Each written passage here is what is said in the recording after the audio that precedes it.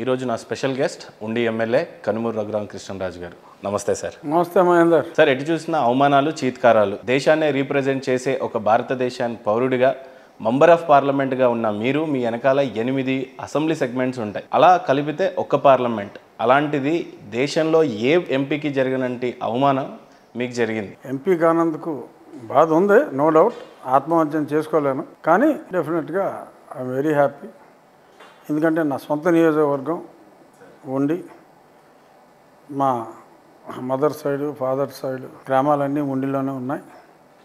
Almost ఉన్న 72 గ్రామాల్లో at least close బంధువులు, అంటే ఒక 4 జనరేషన్స్ వెనక్కి వెళ్తే మరి క్లోజ్ బంధువులు ఆల్మోస్ట్ ఒక 30 గ్రామాల్లో ఉన్నారు.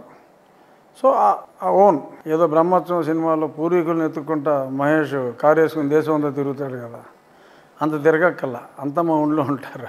ఒక పక్క ఉండి ప్రజలు చూస్తేనేమో కనుమూరు రఘురామకృష్ణరాజు అనే నేను అని చెప్పి చట్టసభలోకి పంపించారు. ఏ రకంగా ఉంది మీ ప్రయాణం గురించి చెప్పాలంటే ఏం చెప్తారు? యాక్చువల్గా స్టేట్ అంతా మరి 1-on-1 ఫైట్ అయితే నాది ట్రయాంగులర్ ఫైట్.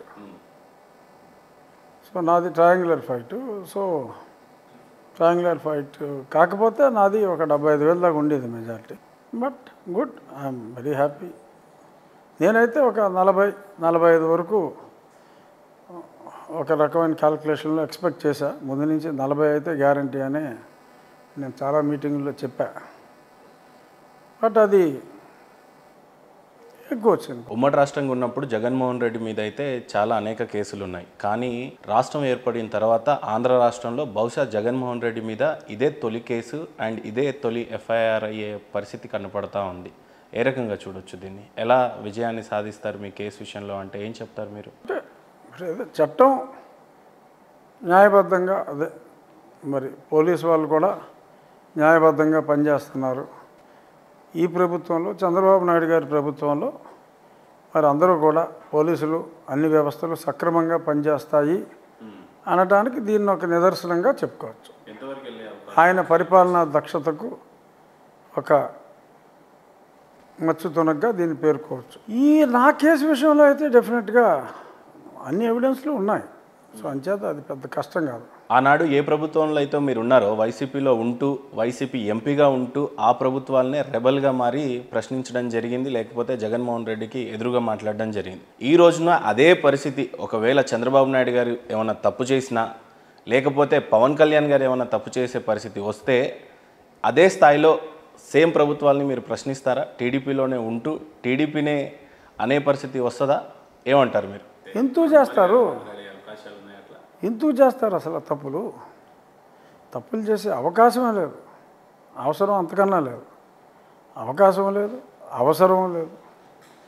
తెలియక ఏదన్నా మనం మంచి అనుకున్నది ఏదన్నా మరి కరెక్ట్గా వెళ్ళకపోతే, ఒకవేళ అది నా దృష్టికి వస్తే నేను కేవలం వారి దృష్టికి తీసుకెళ్తా. ఎప్పుడన్నా అనిపిస్తుందా అండి, వెల్ సెటిల్డ్ అయిన ఫ్యామిలీ ప్రజాక్షేత్రంలోకి వచ్చి ప్రజల్ని పాలించాల్సిన మీరు ఇవన్నీ వదిలేసి టార్గెటే జగన్ అయిపోయాడు, ఈరోజు మీ ఇష్యూ ఏమన్నా ఉంది అని అంటే పొద్దున్న లేస్తే జగన్మోహన్ రెడ్డి మీద ఉన్న వ్యాఖ్యలు, లేకపోతే మీరు పెట్టాలనుకుంటున్న జగన్మోహన్ రెడ్డి మీద ఉన్న కేసెస్, ఇక జగన్మోహన్ రెడ్డి తప్పితే మరొక ధ్యాస లేకుండా పోయింది. ఏమనిపిస్తూ ఉంటుంది? రాజకీయాల్లోకి ఎందుకు వచ్చాను రా బాబు అని ఎవడన్నా అనిపిస్తుంటుందా? ఇప్పుడు ఒక్కసారి దిగిన తర్వాత ఇంకా వెనకడుగు వేసే ప్రసక్తే లేదు.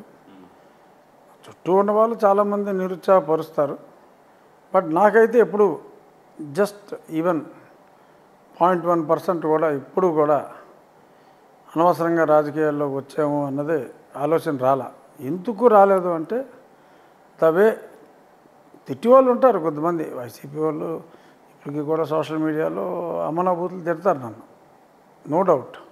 బట్ అది 2-3%. ఒకప్పుడు 20-30% ఉండేది, ఇప్పుడు 2-3%కి వచ్చింది. నన్ను అభిమానించే వాళ్ళు, నన్ను ప్రత్యక్షంగా కలగకపోయినా రెగ్యులర్గా మెసేజ్ల ద్వారా ఎక్కడికన్నా వెళ్తే, ఈవెన్ హైవే మీద కూడా నేను కార్లో వెళ్తూ ఉంటే కూడా ఎవరన్నా మోటార్ సైకిల్ మీద వెళ్ళేవాళ్ళు సడన్గా చూస్తే చేసి మరీ వచ్చేసారి సెల్ఫీ సార్ అని చెప్పి హైవేల మీద నన్ను ఆపి ఫోటోలు దిగిన సంఘటనలు కోకొల్లలు, 1-2 కాదు. సో దట్ గుడ్ విల్ ప్రజల్లో ఉన్నప్పుడు ఏముంది, ఇప్పుడు ఇదేమి లేకపోతే ఇంకా ఆస్తి సంపాదించుకునే వాళ్ళమేమో. బట్ ప్రజాభిమానం అనే ఆస్తికి ఏ నోటు సరిపోదు అనేది నా భావన.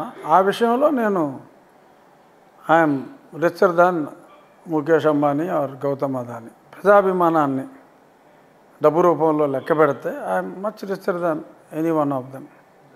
డబ్బు అంటారా, ఓకే తీసేయండి.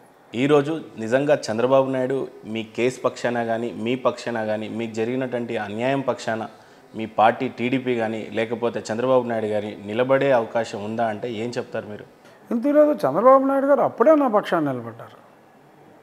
అప్పుడు నన్ను అరెస్ట్ చేసినప్పుడు కూడా ఆయన మా ఇంటికి నన్ను అంటే పట్టుకుపోయారు. బట్ నా వైఫ్తో, నా డాటర్ అండ్ సన్ అందరితోటి ఆయన టచ్లో ఉండి ఏమీ ఆధారపడద్దామా అని చెప్పి ఆయన మాట్లాడి ఆయన వంతు కృషి ఆయన చేశారు. అదే కాకుండా మరి ప్రతి ప్రజా పోరాటంలో ఆయన ఎప్పుడు ఏ మీటింగులకు వెళ్ళినా కూడా మెజారిటీ ఆఫ్ ద మీటింగ్స్లో నా గురించి, నా మీద జగన్మోహన్ రెడ్డి చేసిన అట్రాసిటీస్ చెప్పి అతని సైకో నేచర్కి ఒక ఎగ్జాంపుల్గా నా ఎగ్జాంపుల్ చెప్పేవారు ఆయన. సో నా పోరాటం ఆయన అప్పుడు కూడా నాకు ఎంతో సహకరించారు.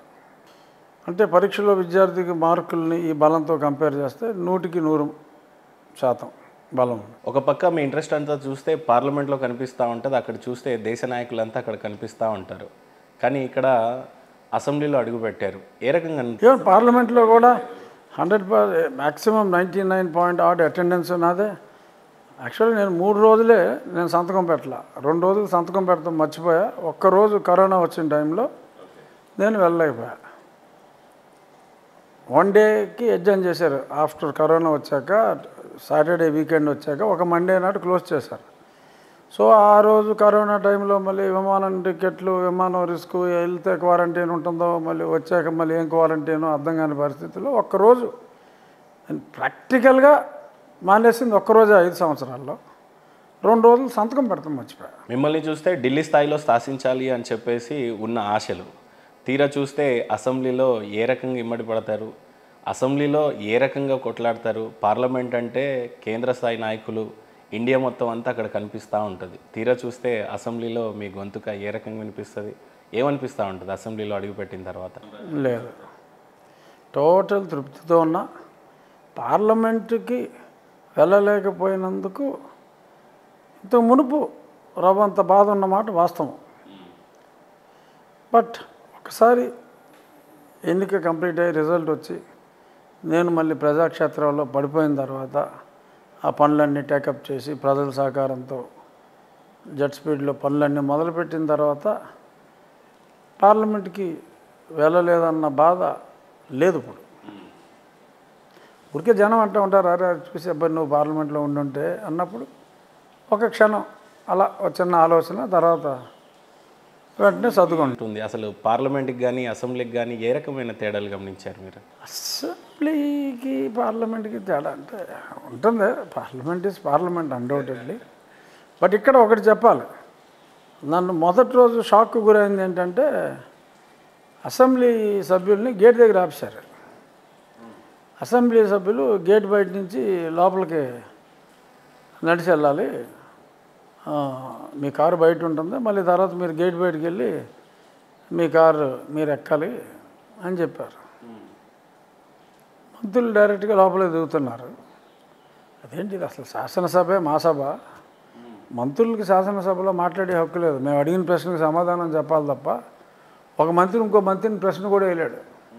అసలు మా సభలో మమ్మల్ని బయట నుంచి ఉంటుంటారు బాబు, ఇది అన్యాయంగా ఉందని చెప్పి నేను మంచి మిత్రుల్లో అయ్యన్ పాత్రుడు గారు, మిత్రుడిగా కాక ఒక సాటి శాసనసభ్యుడిగా మా అందరికీ సభాపతిగా ఆయనకి నేను ఎక్కడ భారతదేశంలో ఏ అసెంబ్లీలో కూడా ఇలా లేదు, మరి డిజైన్ లోపమా మరి ఏదన్నా ప్రాబ్లమా తెలీదు, ఏం చేసైనా రాబోయే అసెంబ్లీ సెషన్కి ఎమ్మెల్యేలు గౌరవప్రదంగా గేటు బయట నుంచి విజిటర్ లాగా వచ్చి, మా ఇల్లు అది, మా ఇంటికి నేను ముఖ్య అతిథులేమో కారులో ఇంట్లోకి వెళ్ళి మా ఇంటికి మమ్మల్ని గేటు బయట ఆపి లోపలికి రమ్మంటాం, మా శాసనసభ్యులకి గౌరవం లేదు అంటే ప్రజలేం గౌరవం ఇస్తారు మాకు, ఇది కరెక్ట్గా లేదు అని నేను ఆయనకి నా అభ్యర్థన ఇవ్వటం జరిగింది.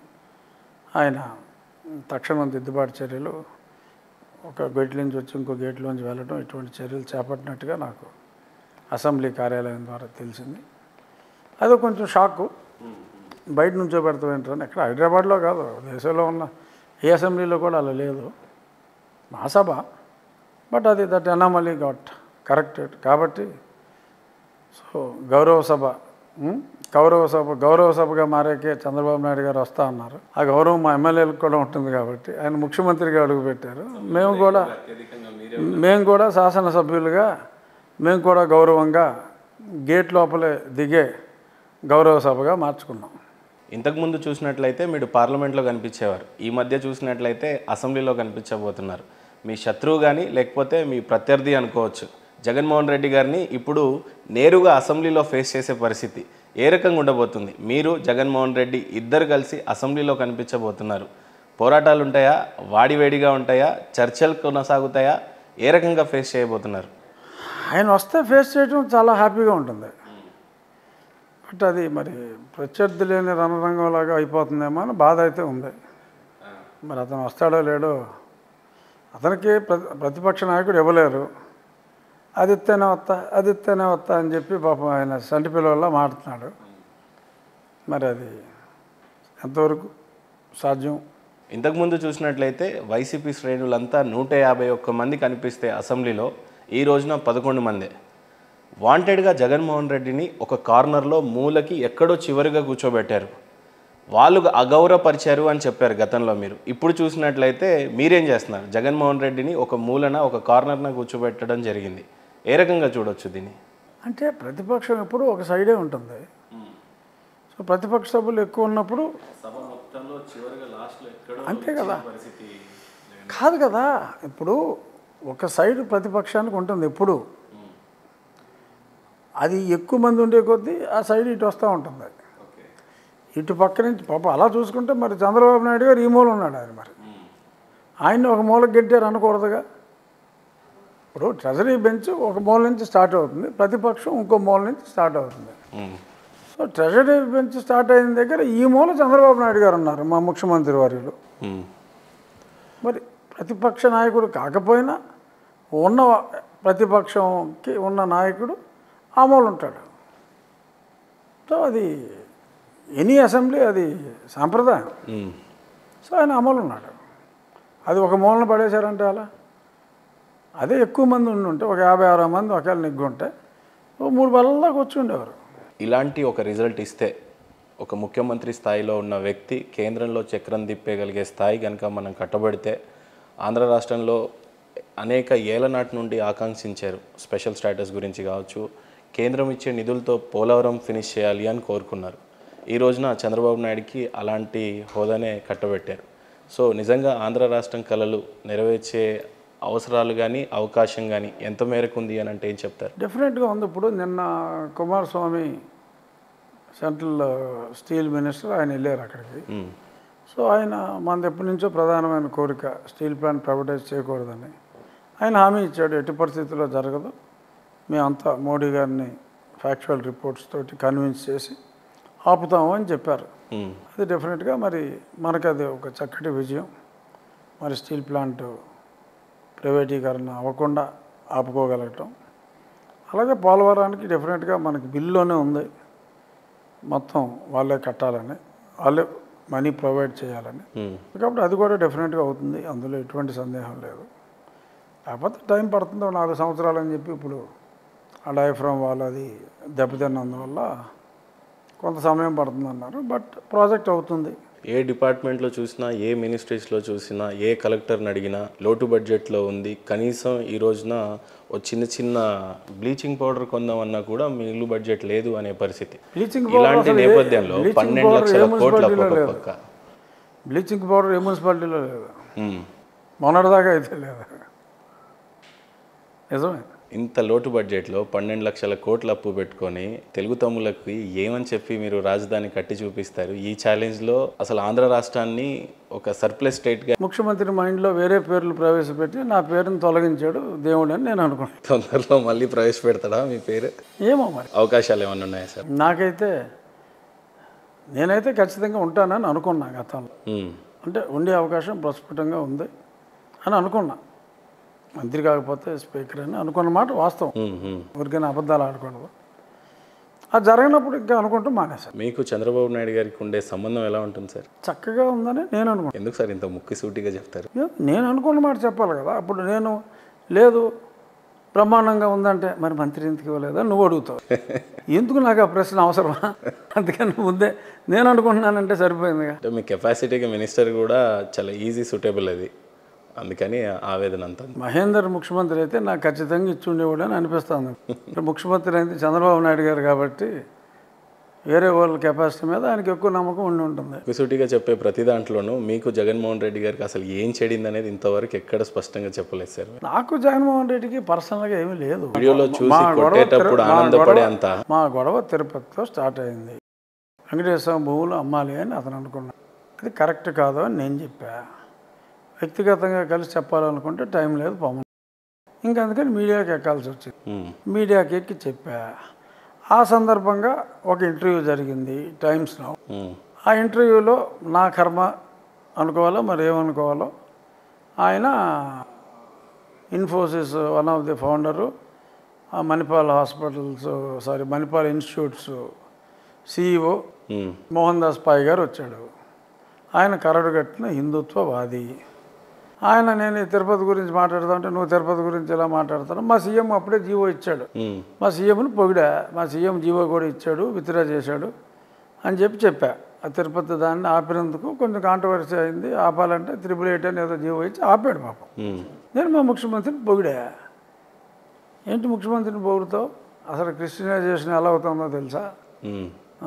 ఆన్ పేపర్ 2% ఉంది, ఇన్ రియాలిటీ 20% పైన ఉంది అని చెప్పి అతను నన్ను వాయించాడు. 2% నాన్న పేపర్ ఉందని సంగతి నాకు తెలియదు. ఎందుకంటే మరి అతను స్టాటిస్టిక్స్తో వస్తాడు, పేగులు చేస్తాడు ఎక్కువ మాట. 2% నాన్న పేపర్ ఉందని నాకు తెలియదు. మేము తిరిగాం కదా మరి ఎలక్షన్లో చర్చలు అన్నీ కూడా చూసాం. 20% అప్రాక్సిమేట్గా ఉంటుంది అన్నమాట నిజమే అని చెప్పి అన్నా. ఇంకా పట్టుకున్నారు ఈ ఇంకా యాంటీ క్రిస్టియన్ అవతల వాడు చెప్పిన స్టాటిస్టిక్స్ని. ఆ 2% ఆన్ పేపర్ ఉంది అన్నది నాకు తెలియదు. 20% ఉంటుందన్నమాట వాస్తవం. ఎందుకంటే 33,000 టెంపుల్స్ ఉంటే 30,500 చర్చిలు ఉన్నాయి. ఆ చర్చిలకి ఆయన ఆంధ్రోరేం ఏదో ప్రవేశపెట్టాడు కూడా. రికార్డ్ అది. నేను కాదంటానికి ఏముంది? అతను అన్నదానికి ఎస్ పర్హాప్స్ యువర్ రైట్ అని ఆత్మవంచన చేసుకోలేక చెప్పా. అబ్బో ఇతను క్రిస్టియన్ ద్వేషి అని అదొక ముద్రేసి ఇంకా దాని మీద ఇంకా ఈ యాంటీ క్రిస్టియన్స్ అని మతాల మధ్య నేను చిచ్చు పెడుతున్నానని నాకు ఇచ్చి నోటీసులోనే పెట్టారు ఇవన్నీ. అవును, చాలామంది కూడా చెప్పారు మీరు నరేంద్ర మోడీ గారికి కూడా ఇన్ఫార్మ్ చేశారు ఈయన మీద రాతపూర్వకంగా మత మార్పిడులు అత్యధికంగా చేస్తున్నాడు జగన్మోహన్ రెడ్డి అని చెప్పి. ఇన్ రైటింగ్ ఇచ్చా. అంత అవసరం ఏమొచ్చింది? నిజంగా జగన్మోహన్ రెడ్డి మత మార్పిడికి పాల్పడ్డట్టు ఏమన్నా ఆధారాలు ఉన్నాయా? జస్ట్ మీరు ఆరోపించారా? నేను ఆరోపించింది ఏంటంటే మతం జోలికి ప్రభుత్వం వెళ్ళకూడదు. అయోధ్య కేంద్ర ప్రభుత్వం డబ్బులతో కట్టిందా? కాదు కదా, చందాలతో. జనం చందాలే కదా. మరి ఇక్కడ కొన్ని చర్చిలు ప్రభుత్వం డబ్బులతో జీవోలు ఇచ్చారు. నరసరావుపేటలో చర్చికి డైరెక్ట్గా జీవోలు ఇచ్చి కట్టించారు. ఇది తప్పు అని చెప్పి నేను ఆర్డర్ కాపీస్ సబ్మిట్ చేశాను ప్రైమ్ మినిస్టర్. ప్రభుత్వం ఇందులో ఇన్వాల్వ్ అవ్వకూడదు, ఇటువంటి వాటిలో ఇన్వాల్వ్ అవుతుంది, ఇది కరెక్ట్ కాదు. ఇప్పుడు పూజారులకి 5,000 ఇచ్చారనుకోయా, పూజారులకు 5,000 ఇస్తే అది CGF అని చెప్పి అన్ని దేవాలయాల నుంచి కలెక్ట్ చేస్తున్నారు ఫండ్. వాళ్ళకు వచ్చిన డబ్బీ రెవెన్యూలో 32% ప్రభుత్వం తీసేసుకుంటాం. చర్చి నుంచి నీకు పైసా ఆదాయం రాదు. ప్రభుత్వానికి చర్చికి సంబంధం లేదు. గుళ్ళో నువ్వు డబ్బులు తీసుకుంటున్నావు, తీసుకుని ఆ డబ్బులోంచి నువ్వు ఖర్చు పెడతావు. సో ఎవరు ఆ డబ్బు నువ్వు కలెక్ట్ చేసావో వాళ్ళకి నువ్వు ఇవ్వటం అదొక రకం. అసలు నువ్వు గుళ్ళు కూడా ఎవడు కూడా ఆడే చూసుకోవాలి మామూలుగా. అదొక ఆదాయ మార్గంగా బ్రిటిష్ వాడు చూశాడు. సో చూసిన దాన్ని ఫాలో అవుతున్నారు. బట్ చర్చిలు ముందే వాళ్ళు బ్రిటిష్ వాడు క్రిస్టియన్ కాబట్టి చర్చిల జోలికి వెళ్ళకూడదు అని పెట్టాడు. వెళ్ళలే ఎవడో, అదే కంటిన్యూ అవుతుంది. చర్చిల దగ్గర ప్రభుత్వం కలెక్ట్ చేసి పాస్టర్లకి తప్పలేదు. అయితే మా దేవాలయాల్లో నువ్వు కలెక్ట్ చేసి పూజారులకు ఇస్తున్నావు, పాస్టర్లకు కూడా అలాగే.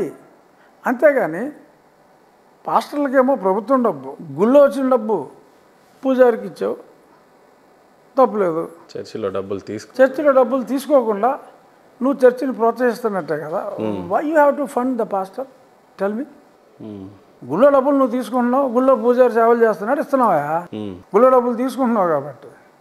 పాస్టర్ దగ్గర డబ్బులు తీసుకో, నువ్వు డబ్బులు ఎందుకు ఇస్తున్నావు? మరి ఆంధ్ర రాష్ట్రంలో అంతమంది ఉన్నా మీరు మాత్రం ఎందుకు ఏలు పెట్టారు? ఏం చేయాలయ్యా, నా కర్మ. అందుకనే కదా ఇంతమంది ఉన్నా ఏ ఎంపీని కొట్టాడు, ఇంతమంది ఉన్నా ఎవడ మాట్లాడాడు? First 1 year at least I'm the solo fighter. ఇప్పుడు నీ కళ్ళు ఎదురుగున్న పార్టీ ఎవడన్నా 2020లో లీవ్ 21 2020లో జగన్మోహన్ రెడ్డి మీద ఈ గొంతు ఎత్తిన గొంతు ఒక్క గొంతు ఉంటే చూపెట్టు. Mind was the solo voice. Jaganmohan Reddy పేరు చెప్తేనే గజగజలాడే టైంలో I was the solo voice. నీకొక్కడికే ఎందుకంటే నేనేం చేయను, ఎవడో ఒకడు ఉండాలి. పాత్ బ్రేకింగ్కి ఎవడో ఒకడు ఉండాలి. జగన్మోహన్ రెడ్డి ఏదన్నా ఆ ఒక్కడనే నేను అవటం ఎస్ ఇట్స్ గుడ్. ఎందుకంటే నేను వెళ్ళిన దారి సరైందని చెప్పి ఇవాళ ప్రజలందరూ తీర్పిచ్చారు కదా. అఫ్కోర్స్ బెనిఫిషియరీ ఇంకెవడో, నేను కాదు. మీ ఉద్దేశం ఏంటి సార్? అంటే జగన్మోహన్ రెడ్డి మత మార్పిడి జరుగుతుంది, ఆయనదేదో తప్పు వెతకాలనేది మీ ఉద్దేశమా, లేదా మీ ధర్మరక్షణ హిందుత్వాన్ని కాపాడుకోవాలనేది మీ ఉద్దేశమా? నేను రాజ్యాంగం మీద ప్రమాణం చేసి I will not go against the constitution అని చెప్పి నా కర్మ గాలి కాన్స్టిట్యూషన్ మొత్తం నేను చదివా. ఏం చేయను నేను, నాకు చదవటం సరదా, చదివా. అందులో క్లియర్గా మతం జోలికి ప్రభుత్వం వెళ్ళకూడదు, ఇట్స్ ఎ సెక్యులర్ స్టేట్, ఏ మతాన్ని ప్రభుత్వం ప్రోత్సహించకూడదు అని ఉంది. ప్రోత్సహిస్తున్నారు, అది తప్పురా అని వీళ్ళకి చెప్పాము, పేహే అన్నారు. తప్పు జరిగితే ఆపగలిగితే ఆపండి అని చెప్పి అక్కడ చెప్పా. ఇది జరుగుతుందా అని చెప్పి వాళ్ళు ఇక్కడికి ఉత్తరం రాశారు. వీళ్ళు రెచ్చిపోయారు, అమ్మమ్మ అక్కడ నిన్ను కూర్చోబెడితే ఎలాగంటావురా అని చెప్పి నన్ను డిస్క్వాలిఫై చేయాలని పెట్టారు. ఇంతకు మీ ఉద్దేశపూర్వకంగా జగన్ గారు హిందువా లేకపోతే క్రిస్టియనా? మీ ఉద్దేశపూర్వకంగా నా ఉద్దేశం ఉంది, ఆయన సర్టిఫికేట్లో ఆయన ఎలక్షన్ అఫిడవిట్లో క్రిస్టియన్ ఇచ్చిన తర్వాత నా ఉద్దేశాలు నీకెందుకు? అఫిడవిట్లో క్రిస్టియన్ అని ఉంది, వెరీ క్లియర్. స్కూల్ సర్టిఫికేట్లో క్యాస్ట్ కాపు, రిలీజియన్ క్రిస్టియన్ అని ఉంటుంది. పూజలు హోమాలు బాగానే చేస్తున్నారు కదా. అది సెట్టింగ్లో చేసుకున్నారులే, ఇంటి వెనకాల సెట్టింగ్లో ఏదో చేసుకున్నారు. అది రియల్ గుళ్ళో ఆవిడ ఎప్పుడూ వెళ్ళలేదుగా, సెట్టింగ్ గుళ్ళోనే కూర్చుంది భారత గారు. సో అలా జరిగింది. నువ్వు ఒక్కడవే ఎందుకు చేసావంటే మరి నేను ఒక్కనే చేయబట్టి జనాల్లో నాకు గుర్తింపు ఉందాము. అది కేసు వరకు వెళ్ళి మిమ్మల్ని కొట్టించేదాకా తీసుకొచ్చిందంటే బహుశా మీ నోటి దూల ఏంటి అంటే ఏం చెప్తారు సార్ మీరు సూటిగా చెప్పాలంటే? నువ్వు సూటిగా అడిగావు కాబట్టి ఒకవేళ అది నోటి దూల అయి ఉంటే ఆ నోటి దూల ఇవాళ ప్రభుత్వాన్ని మార్చిందని నేను చెప్పగలను. నువ్వు ఎంచుకున్న పదం నోటి దూల అయితే ఎస్, ఆ నోటి దూల ఇవాళ జగన్ ప్రభుత్వాన్ని మార్చింది కాదంట. ఖచ్చితంగా లేదు ఇంకెవరి నోటి దూల అన్నా కూడా ఆడైందంట. లేదు, వాస్తవంగా మీరు మీ రచ్చబండ కానీ మీరు కానీ మీ సోలో ఫైట్ కానీ టార్గెటే జగన్ పెట్టుకొని మీరు పనిచేయటం అనేది నాకు ఒక్కడికే కాదు స్టేట్ అందరికీ తెలిసిన విషయం. ఆ పరిస్థితుల్లో చాలామంది నాయకులు పోలీస్ స్టేషన్కి 10,000 ఇచ్చి హౌస్ అరెస్ట్ చేయరా బాబు, మా వాళ్ళు ఏదో యాజిటేషన్ చేయమంటున్నారని చెప్పి పోలీస్ స్టేషన్కి 10,000 ఇప్పించిన నాయకులు కోకొల్లలు నాకు తెలుసు. ఎస్, తప్పులేదు. నువ్వు అన్నట్టు ఇప్పుడు చాలామంది ఇప్పుడు కూడా అంటున్నారు, మా పార్టీ వాళ్ళు ఎక్కువ అంటున్నారు కూడా కొద్దిమంది. అందరూ ఎప్పుడు ఆ ఎన్డీఏ కాపాడిందిరా, మన ప్రభుత్వం రావడానికి కూడా అది దోహదపడింది. కేవలం నా నోటి దోల వల్లనే అని అంటలా నేను, బట్ నాలాంటి అందరూ నోటి దోల వలన ప్రభుత్వం మారింది. బట్ ఏమైనా ఆయన గవర్నమెంట్ కూల్చడానికి ఒక పక్క సొంత పార్టీ ఎంపీగా మీరు గలమెత్తడం అది పెద్ద మైనస్, సొంత చెల్లెలు రోడ్డుకి ఎక్కడం అనేది ఇంకో పెద్ద మైనస్. అది క్లైమాక్స్. బట్ అప్పటికే డెసిషన్ అయిపోయింది.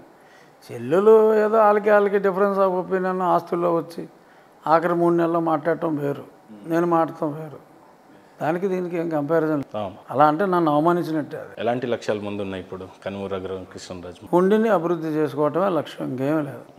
ఎక్స్పెక్ట్ చేయలేదు నేను ఈ ఆన్సర్ మీ నుండి.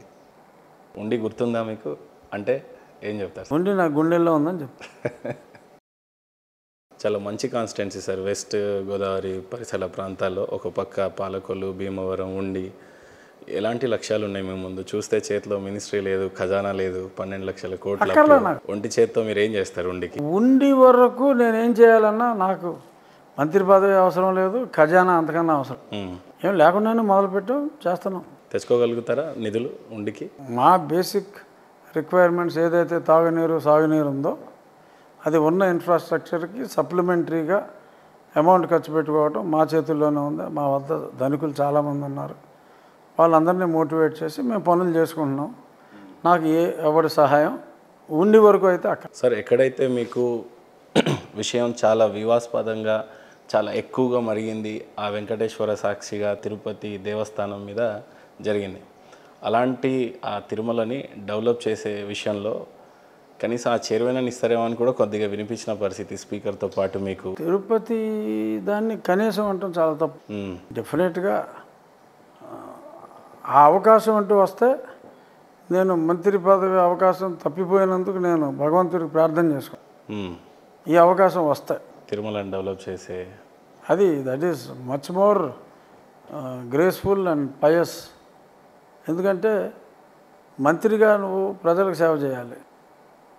మంత్రిగా చేయగలిగిన సేవ కన్నా తెలుగు ప్రజలు అందరూ కూడా వెంకటేశ్వర భక్తులే. వెంకటేశ్వర భక్తులకి నిజంగా నువ్వు సేవ చేయగలిగితే, గతంలో ఏంటి జగన్మోహన్ రెడ్డి పాలసీ ఏంటి, మద్యం రేట్లు పెంచితే మద్యం తాగడం మానేస్తారు అన్నాడా లేదా? అందుకే పెంచేశాను అన్నాడు కదా. అదే పాలసీ ఇక్కడ కూడా ఫాలో అయ్యాడు. రేట్లన్నీ పెంచి పెడతాం. మీడియాలో వాళ్ళ బోర్డు మీటింగ్లో మాట్లాడుకున్న మాటలు కూడా సోషల్ మీడియాలో వచ్చినాయి. 500 ఉందా, 3000 చేయి, అది 2000 ఉందా, 10,000 చేయి, ఆడెత్తాడు, వచ్చినోడు వస్తాడు అని చెప్పి చైర్మన్ మాట్లాడుకున్న మాటలన్నీ ప్రజల్లోకి వచ్చినాయి.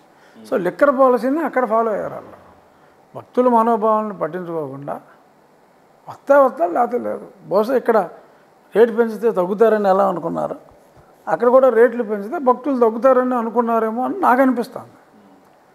రూమ్ రెంట్లు, ఇప్పుడు తిరుపతికి ఎవడన్నా వచ్చినాడు జేబులో నిజంగా డబ్బులు ఉండి స్తోమత ఉంటే అది ఉండిలో వేసి వెళ్ళిపోతారు. ఇంత దారుణంగా ఇప్పుడు దోచుకు తింటున్నా రోజుకి 3.5 కోట్లు యావరేజ్ వస్తుంది హుండీ ఆదాయం. ఎందుకు వస్తుంది?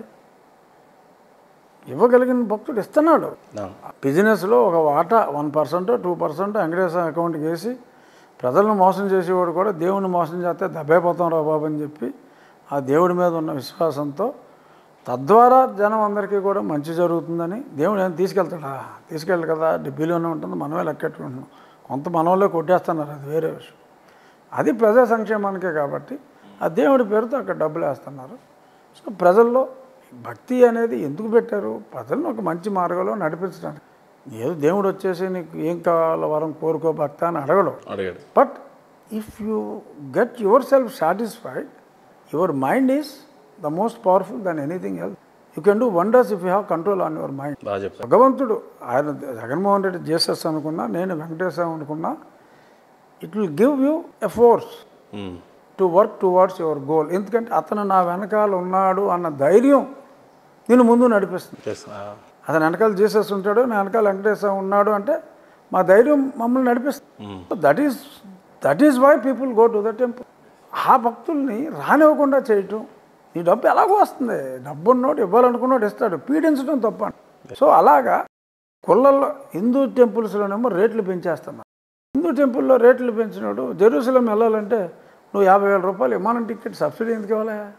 అవసరమా? అలాంటి పాలసీ ఉండిందా సార్? ఇస్తున్నారు కదా.